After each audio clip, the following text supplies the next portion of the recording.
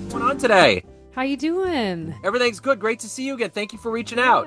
Yeah, great to see you too. Thanks for having me back. I appreciate it. Yeah, absolutely. So you have a new album out. You got 3 originals. You're covering 3 songs. Leap. So how does it feel? How does it feel to have this follow-up album? It feels really great. You know, this is the title Leap is really about sort of just the kind of exploring the risks that we take in life and love. And I think as an independent artist, we're sort of always taking risks. So this album for me is really about sort of stepping a little bit more into sort of the entrepreneurial side of things. And it feels really good to sort of put it out on my own and kind of just make some things happen with it. Well, that's kind of the way that the jazz musician is orchestrated, though. There's always that entrepreneurial spirit. You have to do all of these things. I mean, when you talk to some of the veterans, it was like you used to be on a label, they would do all of this legwork, but now you have to do everything from social media on all the way up. Right, exactly. So, Yeah, it feels like one of those could be a full-time job, but we sort of do all of them. So we all sort of have like 5 full-time jobs. yes, absolutely you do. So, talk to me a little bit about as you went into this project, how you assembled the players, how you assembled the songs, how you decided on the originals and the covers. How did all of this kind of the sketch become reality? Yeah, so the musicians on the record are my working band in Chicago, and actually, it's really our first recording that we've done together. We've been playing together for many years. My previous album before this, I hired kind of an all-star band, so I did sort of a different thing for that. But it's been really, really incredible just to get to be in the studio with the guys that I'm like doing gigs with all the time, and the music just felt really good right away. So that was really easy to come up with that. It was Julius Tucker on piano, Ethan Fillion on bass, John Deidemeyer on drums, and then I have Victor Garcia as a special guest on 2 tunes on trumpet and flugelhorn. And I just think they bring such beautiful musicianship and creativity to my music. And so it was great to record with them. In terms of sort of figuring out the songs, I thought it was important I've been writing a lot more of my own music the last few years. And so I wanted to continue to kind of show that. But I also think it's important to put some things out into the world that people kind of already recognize. I think that's particularly important. So doing a couple of the standards, I've Never Been in Love Before is probably the one that's the most different from the original. It's set in a different groove, some reharm, those kind of things. And I think it's both sort of fun, but also kind of an expectation of jazz musicians to kind of figure out how you're going to put your own sort of spin on things. So that was fun to sort of do that. And the originals also sort of really fit into the theme of this idea of leap. The first tune on the album is called In the Sea, and it's about taking that leap into the sea, metaphorically, wherever that might be for yourself, and kind of recognizing the choices you're making. Is it the choice that you want to make, or are you making that because it's safe? And hopefully you get closer to doing that thing that you actually want to do. So, are you a prolific writer? How does it work for original music for you? Well, prolific is a big word. I don't know if that I would say that about myself, but my last record before this was called From Here, and I had 10 originals on that out of the 12 songs. So that was a really my big jump kind of into that space. And for me, I have 3 originals on this, and then I actually have 10 new originals that I'll be recording for my next album after this. So sure, I guess we can use prolific. It's definitely been something I've been committing a lot more time into my practice to be writing more music. I think that's something that you often find in instrumentalist. They're always sort of writing original music, and that feels very much sort of a part of the jazz tradition. I think that's still a little bit less common for vocalists. And so for me, it's about sort of what ways can I continue to sort of develop my own sound, add my own individuality into the music, and push that forward. But there's good examples of, Betty Carter, Abby Lincoln, singers from decades ago who were doing that. So just really trying to follow in their footsteps as well. So, I mean, I want to take that a step further too. This is a more bold step for you, but I'm curious, how do you see each of these successive releases? Do you see it as a snapshot of time in your life right now? Do you see it as an evolution of what you're kind of trying to bring that's new to the music? How do you view this succession, this evolution of your career? Yeah, that's a great question. I think it's sort of both things. I think like every project absolutely is a snapshot of who you are, where you are in your music in that moment. And I think luckily for me, every project really then sort of like inspires the next one, where I feel like, okay, I really do want to be writing more of my own music, and I want to make sure I'm recording with my like working band, and because we have such a tight musical chemistry, and I want to be able to sort of showcase those things. So I think going into every recording, I think I have a clear vision for that particular project based on the things that I sort of learned from the past album. So it's certainly an evolution as well. I also think the reality is that every project is helps you get a couple steps maybe ahead or in a different direction in your career. So it also is a way to just continue showing people, in the music industry, whether that's just listeners, booking agents, radio producers, right? Just that you are doing more work and continuing to evolve and sort of finesse the thing that you're working on. So every recording really has many purposes. And I think just continuing to show, again, the evolution of sort of my artistry as well as the kind of artistic vision and entrepreneurial spirit, as we were talking about earlier as well. So what are you ultimately hoping the listener gets from this album? I hope that the listener feels like inspired to try something new in their own life. So much of the messages on this particular recording are about, again, these sort of risks that we take, these choices that we're making. And I hope that when someone listens, they feel inspired to maybe take a leap, a small step, or just sort of, a recommitment into the person of who they are. So America's going through a weird time right now. And Mm-hmm.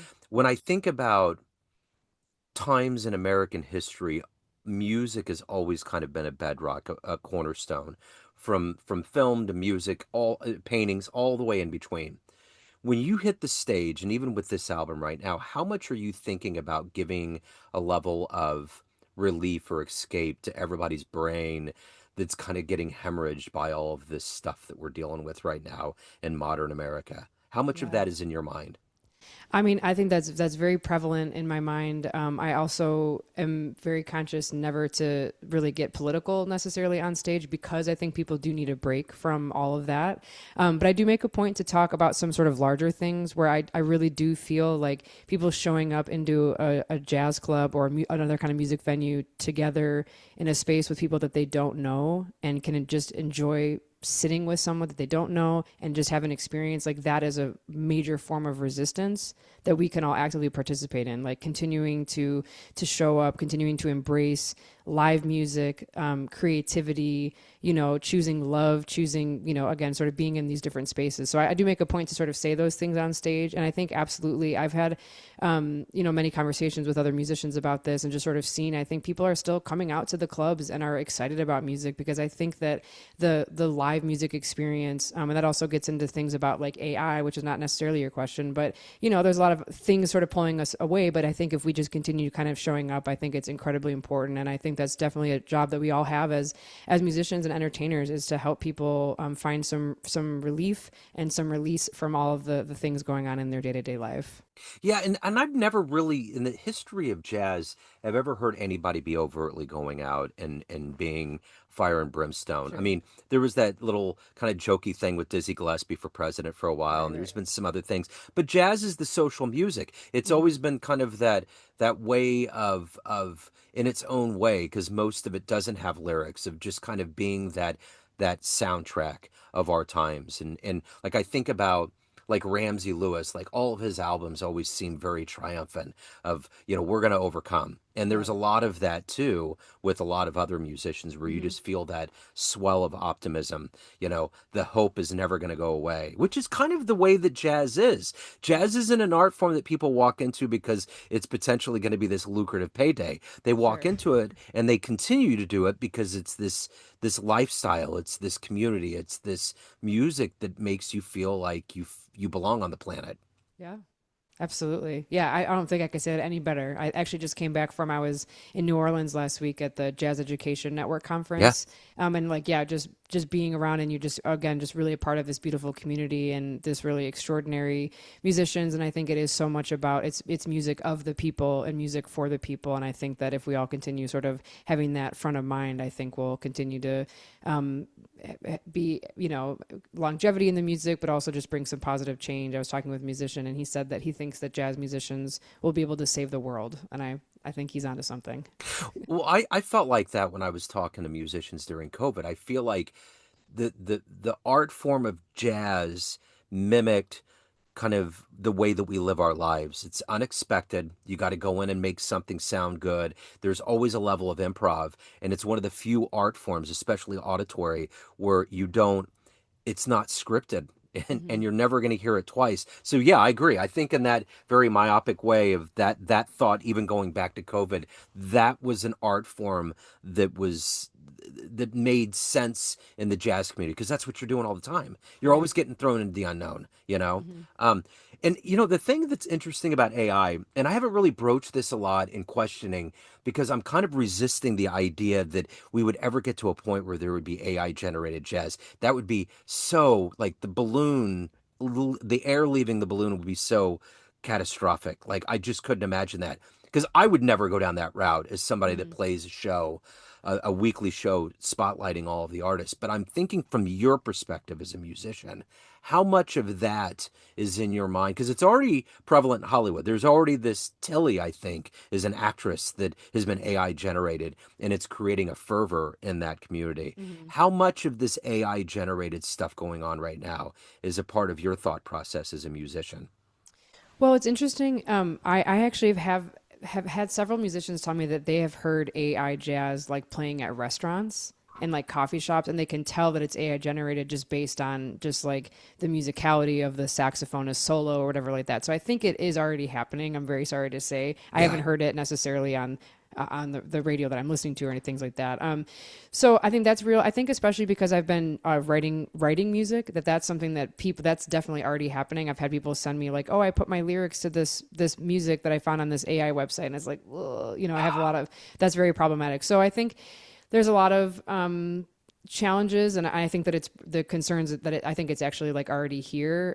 But it goes back to I think what can never be replaced is the live music experience, is the community, is the human connection, and I think that that's something that's the way that again that we can resist that and sort of combat AI from taking over what we're doing. Yeah, I mean, there's probably just a willful diversion in my mind where I don't even want to broach it. But I think a lot of jazz programmers need to be very cognizant of that Yeah, because it's going to be a lot of it is going to be in our hands what we're going to put out into the world and how yeah, we're going to for sure. program. I mean, from K Jazz to all of the others, WBGO, and like hopefully the AI just stays away. But the organic nature of being in a room has always been from the very beginning the way that jazz has promulgated and become this worldwide art form that people Hmm. love. So Yeah.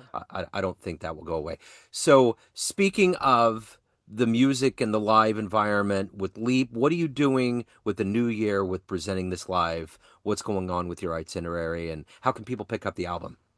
Yeah, so I have just doing one release show actually here in Chicago this week at a venue here called Space, which is in Evanston. Really looking forward to that. And then I'm continuing to book some things. I have some shows, been doing some more things kind of out of town. I'll be in Arizona in February, and I've actually been playing in Nashville a little bit, so I'll be back there this spring as well. I'm not doing any physical CDs for this one, so it's digital only. You can Okay. purchase it on Bandcamp, and then you can stream it on all of the major streaming platforms as well. Is there a buzz? Is there an excitement in town because the Bears are doing good? You all Oh are in the my goodness. Oh yeah. Oh yeah. Well, so I've watched football, on and off my whole life, and I've watched the Bears last few years, but I got married last year, and so I've married into becoming a pretty big Bears fan actually. So I've okay. watched like every game this season, and I mentioned I was in New Orleans during the playoff game, and a bunch of us were like at the hotel bar watching it, and That's they totally won. cool. So we're very very excited here in Chicago. Well, and coming from Kansas City, I've been to every parade and been involved. When I was a kid, I used to go to training camp. So Mm, there was 30 years of darkness. Like this yeah. thing with Mahomes didn't just happen. And the thing about Mahomes is the Bears almost got him. So Mm, there's another level of that where I'm very happy. And I love Chicago. It's such a great sports town. yeah. It just is. So I'm very happy for that happening. Okay, so again, the new album. I will make sure to put links in there, links to your website, so people want to catch you live, any of the good business. Thank you so much again for reaching out. It's so great to catch up. I appreciate it. Yeah, thanks so much for having me. It's great to chat with you. Yeah, you bet. Neon Jazz.